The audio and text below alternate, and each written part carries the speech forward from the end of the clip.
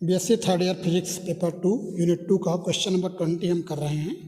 Question लिखा है लौ चुंबकीय पदार्थ अनुचुंबकीय पदार्थ से किस प्रकार भिन्न है।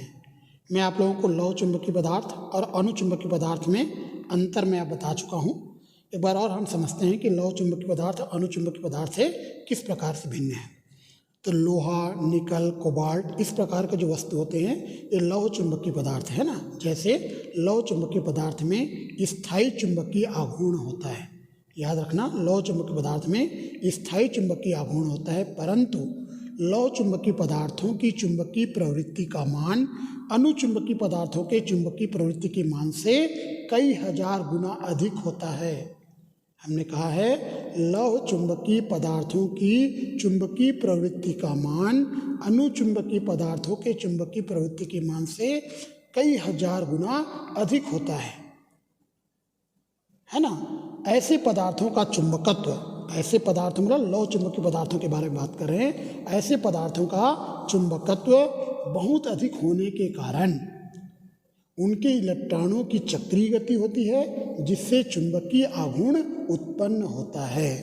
तो याद रखना, जो लौह चुंबकीय पदार्थ है वह कोई बाह्य अगर चुंबकीय क्षेत्र में रखें तो उसमें प्रबल चुंबकत्व उत्पन्न होता है, प्रबल चुंबकत्व।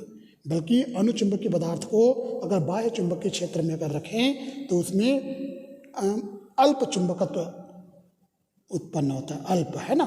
और मैंने क्या कहा, लौह चुंबकीय पदार्थ में प्रबल चुंबकत्व उत्पन्न होता है। प्रबल चुंबकत्व मतलब बहुत ज़्यादा उसमें चुंबकत्व उत्पन्न होता है। इसका कारण ये है कि इलेक्ट्रॉनों में चक्रीय गति होती है, जिससे चुंबकीय आघूर्ण उत्पन्न हो जाते हैं। चलिए हम आते हैं अगले क्वेश्चन की ओर। इसमें लिखा हुआ है चुंबकीय डोमेन से क्या तात्पर्य है। लौह चुंबकीय पदार्थ में इलेक्ट्रॉनों के चक्रीय गति के फलस्वरूप उत्पन्न प्रत्येक चुंबकीय द्विध्रुव पर प्रभावी चुंबकीय क्षेत्र। ध्यान दो, हम क्या कह रहे हैं कि लौह चुंबकीय पदार्थ में इलेक्ट्रॉनों के चक्रीय गति के फलस्वरूप, इलेक्ट्रॉनों के चक्रीय गति के फलस्वरूप उत्पन्न प्रत्येक चुंबकीय द्विध्रुव पर, उत्पन्न प्रत्येक चुंबकीय द्विध्रुव पर प्रभावी चुंबकीय क्षेत्र, जो प्रभावी चुंबकीय क्षेत्र है वह बाह्य चुंबकीय क्षेत्र तथा समीप के चुंबकीय द्विध्रुवों के अन्योन्य क्रिया से उत्पन्न आंतरिक चुंबकीय क्षेत्र। जो प्रभावी चुंबकीय क्षेत्र है वह बाह्य चुंबकीय क्षेत्र और आंतरिक चुंबकीय क्षेत्र। आंतरिक चुंबकीय क्षेत्र कैसे पैदा होगा? चुंबकीय द्विध्रुवों के अन्योन्य क्रिया से, चुंबकीय द्विध्रुवों के अन्योन्य क्रिया से जो आंतरिक चुंबकीय क्षेत्र उत्पन्न होगा। और जो बाह्य चुंबकीय क्षेत्र है, इन दोनों का योग करेंगे, इन दोनों का सदिश योग करेंगे तो हमें प्रत्येक चुंबकीय क्षेत्र पर प्रभावी चुंबकीय क्षेत्र पता चलेगा। फिर से मैं आपको समझाता हूँ। लौह चुंबकीय पदार्थ में इलेक्ट्रॉनों के चक्रीय गति के फलस्वरूप, इलेक्ट्रॉनों के चक्रीय गति के फलस्वरूप उत्पन्न प्रत्येक चुंबकीय द्विध्रुव पर प्रभावी चुंबकीय क्षेत्र, प्रत्येक चुंबकीय द्विध्रुव पर प्रभावी चुंबकीय क्षेत्र का जो मान है वह बाह्य चुंबकीय क्षेत्र और आंतरिक चुंबकीय क्षेत्र के योग के बराबर होता है। इन दोनों के सदिश योग के बराबर होता है। बाह्य चुंबकीय क्षेत्र है जो बाहर से हम देंगे चुंबकीय क्षेत्र, और आंतरिक चुंबकीय क्षेत्र मतलब चुंबकीय द्विध्रुवों के अन्योन्य क्रिया के फलस्वरूप उत्पन्न होगा। चुंबकीय द्विध्रुवों के अन्योन्य क्रिया के फलस्वरूप जो उत्पन्न होगा आंतरिक चुंबकीय क्षेत्र, इन दोनों के सदिश योग के बराबर होता है। हमने लिखा है इन दोनों के सदिश योग के बराबर होता है। आगे हम लिखते हैं आंतरिक चुंबकीय क्षेत्र का मान इतना अधिक होता है कि, आंतरिक चुंबकीय क्षेत्र का मान इतना अधिक होता है कि पदार्थ में चुंबकीय द्विध्रुवों के समूह बन जाते हैं। आंतरिक चुंबकीय क्षेत्र का मान इतना अधिक होता है कि पदार्थ में चुंबकीय द्विध्रुवों के क्या बन जाते हैं? समूह बन जाते हैं। चुंबकीय द्विध्रुवों के ऐसे समूह को चुंबकीय डोमेन कहते हैं। चुंबकीय द्विध्रुवों के ऐसे समूह को हम चुंबकीय डोमेन कहते हैं। ये क्यों बनते हैं? आंतरिक चुंबकीय क्षेत्र के मान बहुत अधिक होने के कारण बहुत सारे चुंबकीय द्विध्रुव जो है समूह के रूप में बन जाते हैं, समूह बन जाते हैं। ये जो चुंबकीय द्विध्रुवों का जो समूह है ये चुंबकीय डोमेन कहलाता है। एक क्वेश्चन हम करते हैं, चुंबकीय डोमेन के सिद्धांत के आधार पर लौह चुंबकत्व की व्याख्या कीजिए। चुंबकीय डोमेन के सिद्धांत के आधार पर लौह चुंबकत्व की व्याख्या कीजिए। प्रत्येक चुंबकीय डोमेन एक तीव्र चुंबक के जैसे व्यवहार करता है। प्रत्येक चुंबकीय डोमेन एक तीव्र चुंबक के जैसे व्यवहार करता है, परंतु पदार्थ, ध्यान रखो, परंतु पदार्थ की सामान्य अवस्था में प्रत्येक डोमेन की चुंबकन की दिशा इस प्रकार अनियमित होती है कि उनका किसी भी दिशा में परिणामी चुंबकीय आघूर्ण शून्य हो जाता है। मैं क्या बोल रहा हूँ, प्रत्येक चुंबक, ध्यान दो, प्रत्येक चुंबकीय डोमेन एक तीव्र चुंबक की भांति व्यवहार करता है। प्रत्येक चुंबकीय डोमेन एक तीव्र चुंबक के जैसे व्यवहार करता है, परंतु पदार्थ की सामान्य अवस्था में प्रत्येक डोमेन के चुंबकन की दिशा इस प्रकार अनियमित होती है कि उनका किसी भी दिशा में परिणामी चुंबकीय आघूर्ण शून्य हो जाता है।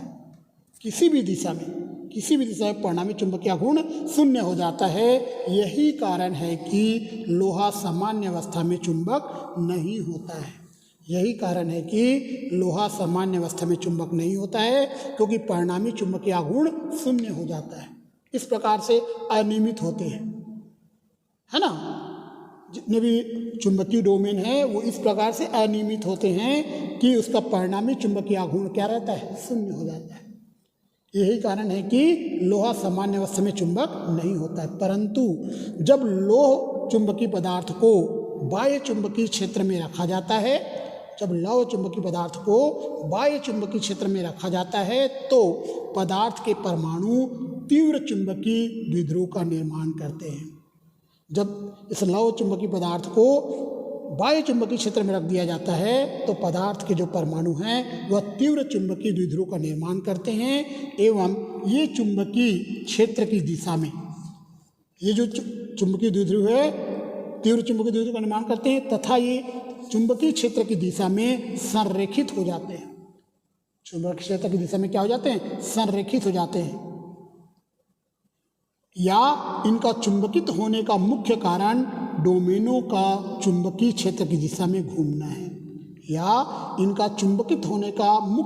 जो है चुंबकीय जो डोमेन है उनका चुंबकीय क्षेत्र की दिशा में घूमना है, जिससे चुंबकीय आघूर्णों की दिशाएं बाह्य चुंबकीय क्षेत्र में हो,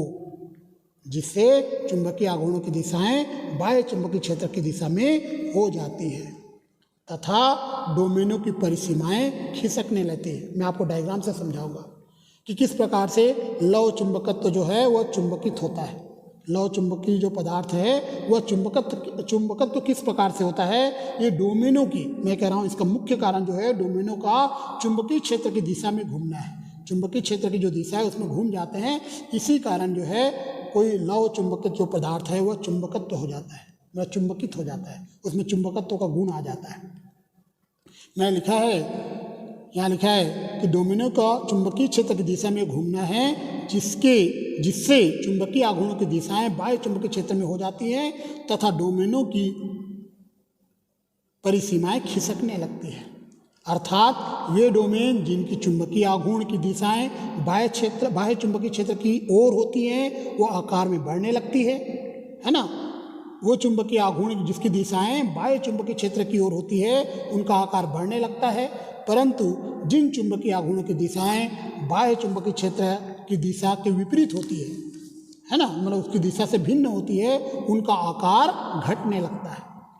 जिनकी दिशा बाह्य चुंबकीय क्षेत्र की दिशा में होती है उनका आकार बढ़ता है, और जिनकी दिशा बाह्य चुंबकीय क्षेत्र की दिशा से भिन्न होती है उनका आकार घटता है ना। आगे हम कहते हैं बाह्य चुंबकीय क्षेत्र जब कम हो जाती है तो डोमेनों में यह वृद्धि विपरीत हो जाती है। मतलब जब बाह्य चुंबकीय क्षेत्र ऑपरेट करते हैं तो उनका आकार, कुछ का आकार बढ़ता है, कुछ का आकार घटता है। जो उसकी दिशा में होती है उसका बढ़ जाता है, जो उसकी दिशा से भिन्न होती है उनका घट जाता है। लेकिन जब बाह्य चुंबकीय क्षेत्र हटा देते हैं तो फिर से वो अपनी पूर्व अवस्था में वापस आ जाता है। अर्थात चुंबकीय क्षेत्र हटाने से पदार्थ अपनी पूर्व अवस्था में वापस आ जाता है। परंतु जब बाह्य क्षेत्र बहुत अधिक होता है तो डोमेनों की वृद्धि बहुत अधिक होती है, अतः बाह्य क्षेत्र हटाने पर भी पदार्थ में कुछ चुंबकत्व रह जाता है। बाह्य क्षेत्र हटाने पर भी पदार्थ में कुछ चुंबकत्व रह जाता है। चलिए मैं आपको डायग्राम समझाता हूँ। ये देखिए, ये जो चुंबकीय डोमेन जो बने हुए हैं इस प्रकार से बाह्य क्षेत्र का अनुपस्थिति में इस प्रकार से ये हैं। लेकिन जैसे ही हमने बाह्य क्षेत्र इसमें ऑपरेट कर दिया, ये चुंबक है, जैसे हम इसे बाह्य क्षेत्र रखते हैं, ये जो इनकी दिशा इस प्रकार से था, इनका दिशा ऐसा था, ऐसा था, ऐसा था, वो थोड़ा सा जो है भिन्न, मतलब दिशा इसका बदल गई। देखो ये इस डायरेक्शन में चला गया, ये इस डायरेक्शन चला गया, इस डायरेक्शन में, मतलब इसकी जो दिशाएं हैं वो चेंज हो गई, क्योंकि इसको बाह्य चुंबकीय क्षेत्र में रखा गया। तो बाह्य चुंबकीय क्षेत्र में रखने से इसकी दिशाएं बदल जाएंगी। ठीक है। अब उसके बाद में हम ये बोल रहे हैं कि डोमेनो, ये जो डोमेन है ना, यहाँ पे हमने 4 डोमेन बनाए हैं, इन डोमेनों की परिसीमाएं खिसकने लगती है। देखो इसकी परिसीमा कम हो गई, इसका परिसीमा बढ़ गया, है ना, इसकी परिसीमा कम हो गई, मतलब ये जो इसकी जो परिसीमा है वो कम हो गई, इसकी परिसीमा बढ़ गई। तो जो डोमेनों की परिसीमा है वो खिसकने लगती है। क्यों खिसकने लगती है? क्योंकि बाह्य विद्युत क्षेत्र इसमें के क्षेत्र में इसको रखा जाता है, और इस कारण जब परिसीमाएं खिसक जाती हैं, इस कारण इसमें चुंबकीय गुण आ जाता है, मतलब ये चुंबकत्व का इसमें निर्माण होता है। मतलब कोई लौह चुंबकीय पदार्थ जो है वह चुंबकित हो जाती है। एक बार और समझाता हूँ। जब बाह्य चुंबकीय क्षेत्र अनुपस्थित होता है तो ये इस प्रकार से रहते हैं, लेकिन जैसे ही बाह्य क्षेत्र में रखेंगे, इसकी जो दिशाएं हैं वो चेंज हो जाती हैं। जो कोई इसकी दिशा चेंज हो गई, इसकी दिशा चेंज हो गई, इसका दिशा भी चेंज हो सकती है। सबकी दिशाएं, डोमेन की जो दिशाएं हैं वो चेंज हो जाती हैं। और ये जो जो चुंबकीय डोमेन है, इसमें 1 2 3 4 डोमेन है, इनकी जो आकार है वो जो बाह्य चुंबकीय क्षेत्र की दिशा में होता है उनका आकार बढ़ जाता है, और जो बाह्य चुंबकीय क्षेत्र की दिशा से भिन्न होता है उनका आकार छोटा हो जाता है। इस प्रकार से इनकी दिशाएं जो है, उनकी परिसीमाएं खिसक जाती हैं, मतलब इनका आकार जो है वह छोटा या बड़ा हो जाता है, जिसके कारण हमारा लौह चुंबकीय पदार्थ चुंबकित हो जाता है, मतलब उसमें चुंबकत्व का गुण आ जाता है।